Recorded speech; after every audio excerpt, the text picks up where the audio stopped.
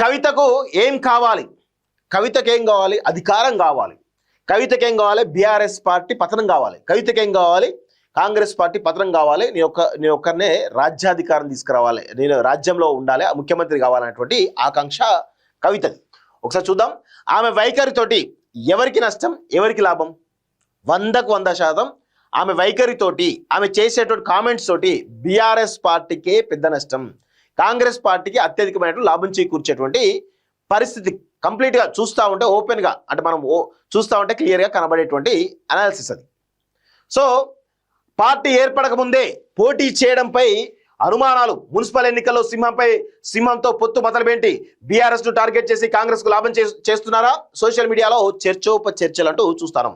So ఒకసారి కవిత వైఖరి వల్ల ఏం జరగబోతోంది ఏంటి అనేది ఒకసారి మనం చాలా సీరియస్ గా డెప్త్ గా మనం అనలైజ్ చేసేటువంటి ప్రయత్నం అయితే చేద్దాం.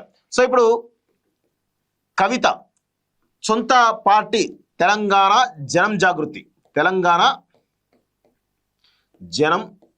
జాగృతి పేరు మీద పార్టీ స్థాపిస్తోంది. సో ఈమెకి వాస్తవంగా చెప్పాలంటే ఇప్పుడు పార్టీ గురించి మాట్లాడితే ఆమె ఆల్రెడీ జనం బాట పేరుతోటి అన్ని జిల్లాలు తిరుగుతూ ఉంది. నేను గతంలో కూడా చెప్పిన ఈమె స్ట్రాటజీ ఎలా ఉండబోతుందో కూడా చెప్పిన. ఈమె పార్టీ ఎస్టాబ్లిష్ అయిన తర్వాత కొన్ని రోజులకు పాదయాత్ర కూడా స్టార్ట్ చేసి జనంలోకి పోయేటువంటి అవకాశాలు అయితే చాలా స్పష్టంగా కనబడుతోంది.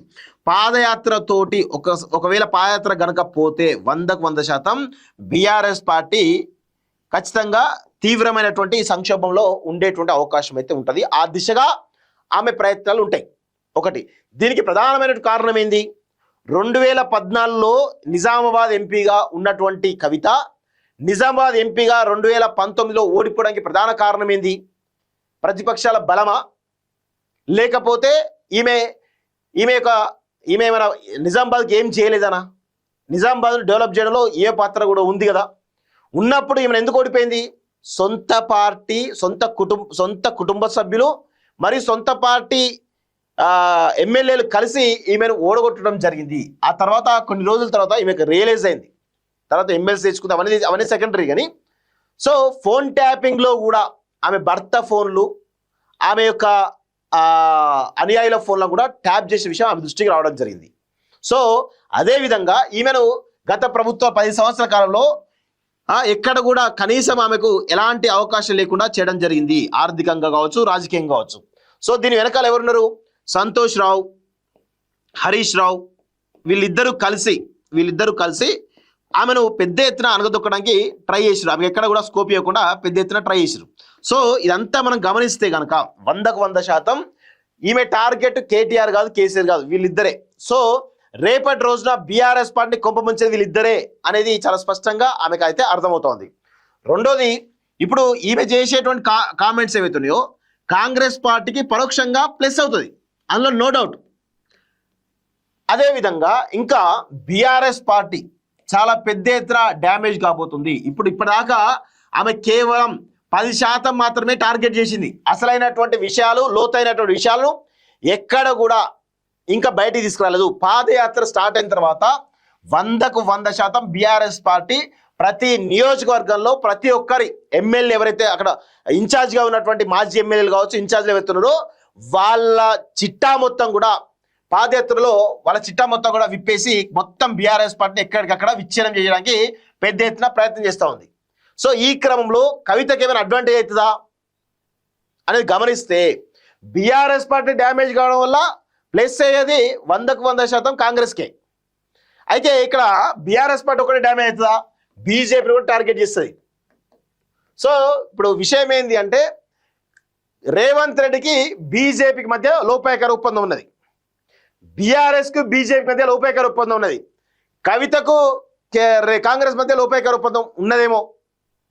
ఇట్లా ఎవరికి వాళ్ళుగా ఎవరెవరి అడ్వాంటేజ్ మొత్తానికి అయితే కనబడుతుంది. కానీ కవిత వల్ల ఎక్కువ నష్టం జరిగేది బీఆర్ఎస్కి, తర్వాత బీజేపీ కూడా కొంత నష్టం జరిగేటువంటి అవకాశం అయితే ఉంటుంది. బీజేపీ వాళ్ళని కూడా ఆమె వదలదు. సో పాదయాత్ర స్టార్ట్ అయితే ఇవన్నీ జరిగేటువంటి అవకాశాలు అయితే ఉన్నాయి. సో ఇది జరుగుతున్నటువంటి ప్రక్రియ ఒకసారి చూద్దాం. సో తెలంగాణ జాగృతి అధ్యక్షురాలు కల్వకుంట్ల కవిత వైఖరి ప్రస్తుతం రాష్ట్ర వ్యాప్తంగా చర్చకు దారితీసింది. ఇంతకు కవితకు ఏం కావాలి అనే చర్చ జోరుగా సాగుతుంది. ఆమె వ్యవహార శైలి రాజకీయ వర్గాల్లోనే కాదు, కార్యకర్తల్లోనూ అనేక సందేహాలకు తావిస్తున్నది. పార్టీ ఏర్పాటు కాకముందే మున్సిపల్ ఎన్నికల్లో ఎందుకు బరిలోకి దిగారు, అది కూడా సింహం గుర్తుపైన ఎందుకు అని ప్రశ్నలు ఉత్పన్నమవుతున్నాయి. సో ఎక్కడైతే సింహం గుర్తుపై పోటీ చేస్తా ఉన్నారో ఆ కవిత బ్రాండ్ ఉంటుంది కాబట్టి ఆబ్వియస్ గా ఇప్పుడు మున్సిపల్ ఎన్నికల్లో ఫర్ సపోజ్ ఒక కౌన్సిలర్ వార్డు ఉంది, దానిలో ఎన్ని ఓట్లు ఉంటాయి? 2000 నుంచి 3000 ఓట్లు ఉంటాయి. సో ఎవరు గెలిచినా, అభ్యర్థి గెలిచినా 100 ఓట్లు 200 ఓట్లతోటే ఉంటాయి. ఒకవేళ ఆ 100 ఓట్లు బీఆర్ఎస్ పార్టీ సంబంధించిన 100 ఓట్లు కనుక ఈమె చీల్చగలిగితే గెలిచేది ఎవరు? కాంగ్రెస్ పార్టీ అభ్యర్థి గెలుస్తారు, లేదు బీజేపీ పార్టీ అభ్యర్థి గెలుస్తారు. సో బీఆర్ఎస్ పార్టీ ఎట్లయినా ఓడించాలంటే ఈమె యొక్క పంతం.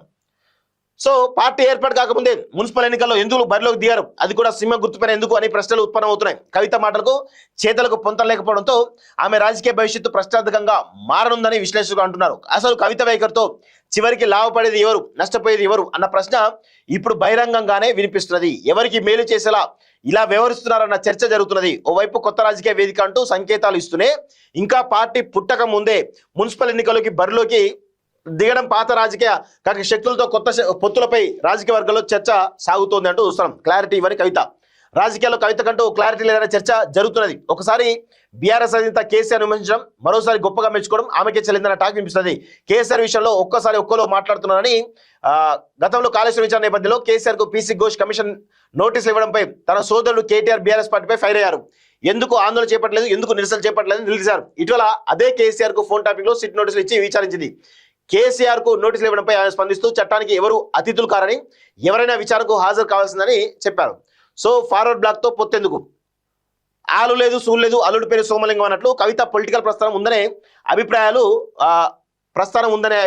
వెల్లడవుతున్నాయి. త్వరలోనే కొత్త పార్టీ తీసుకొస్తామని చెప్తున్న ఆమె ఇంత అర్జెంటుగా మున్సిపల్ ఎన్నికల్లో ఎందుకు బరిలోకి దిగాల్సి వచ్చిందన్న అనుమానాలు వ్యక్తమవుతున్నాయి. అందులోనూ ఆల్ ఇండియా ఫార్వర్డ్ బ్లాక్ పార్టీతో కలవడంపై చాలా ప్రశ్నలు ఉత్పన్నమవుతున్నాయి. అసలు కవిత ఫార్వర్డ్ బ్లాక్ తో ఎందుకు కలిసిపోయారు, పార్టీ బీఫామ్ల మీద ఎందుకు పోటీ చేయాల్సి వస్తున్నది అనే కొత్త అనుమానాలు కలుగుతున్నాయి. ఇదంతా మున్సిపల్ ఎన్నికల్లో బీఆర్ఎస్ దెబ్బతీసేది కన్నా అభిప్రాయాలు కూడా వ్యక్తమవుతున్నాయి. పొత్తులో చేతులు మారిన కోట్ల రూపాయలు. ఆల్ ఇండియా ఫార్వర్డ్ బ్లాక్ తో పొత్తు కోసం కవిత కొన్ని కోట్లు ఖర్చు చేశారన్న వాదన సైతం వినిపిస్తున్నది. ఎందుకంటే ఒకరోజు ఫార్వర్డ్ బ్లాక్ తో పొత్తు పెట్టుకున్నామని సింహం గుర్తుపై తమ కార్యకర్తలు పోటీ చేస్తారని జాగృతి సంస్థ ప్రకటన వచ్చింది. కానీ ఆ వెంటనే ఫార్వర్డ్ బ్లాక్ నుంచి పొత్తు లేదు, ఏం లేదు అంటూ కీలక నేతలు ప్రకటించారు. కవితతో అసలు తాము చర్చించలేదని చెప్పారు. దాంతో ఆగమేఘాల మీద ఫార్వర్డ్ బ్లాక్ నేతలతో కవిత భేటీ అయ్యారని, పొత్తుపై ప్రకటన చేశారని పలు ఆరోపణలు ఉన్నాయి. సో ఇదంతా ఈ తంతులో భాగంగా కోట్ల రూపాయలు మారినది తెలుస్తోంది. ఎందుకంటే ఆల్ ఇండియా ఫార్వర్డ్ బ్లాక్ అంటేనే ఇక్కడ ఎవరు డబ్బులు ఇస్తే మేనేజ్ ఇస్తే వాళ్ళకు ఆ వంత పడుతున్నది ఒక అభిప్రాయం ఫార్వర్డ్ బ్లాక్ మీద ఉంది. సో టికెట్ల కేటాయింపులో గొడవలు జరిగినాయట, నిరుద్యోగ నోట్లో కాంగ్రెస్ మట్టి కొట్టిందని చెప్పేసి అవి జరుగుతున్నాయి. సో లీకులు ఫేకులు అట. ప్రజల ముందు కవిత మాటలు ఒక విధంగా, క్షేత్రస్థాయిలో ఆమె చేస్తున్న రాజకీయాలు మరోలా ఉండడంతో కార్యకర్తల్లో నమ్మకాన్ని దెబ్బతీస్తుందని రాజకీయ పరిశీలకులు అంటున్నారు. రాజకీయాల్లో కొత్తదనం కోరుకునే ప్రజలకు స్పష్టమైనటువంటి దిశ, పారదర్శక వైఖరి అవసరం ఉన్న టాక్ నడుస్తున్నది. సో కాంగ్రెస్ కు మేలు చేసేందుకేనా అంటే ఆబ్వియస్ గా ఈమె చేసేట్టు కామెంట్స్ కాంగ్రెస్ కే ప్లస్ అయితే కదా, ఎవరికి వేరే వాళ్ళకి ఎందుకు ప్లస్ అవుతాయి, ఇది గమనించాలి. సో ఇది కవితకు సంబంధించినటువంటి అంశం మిత్రులారా.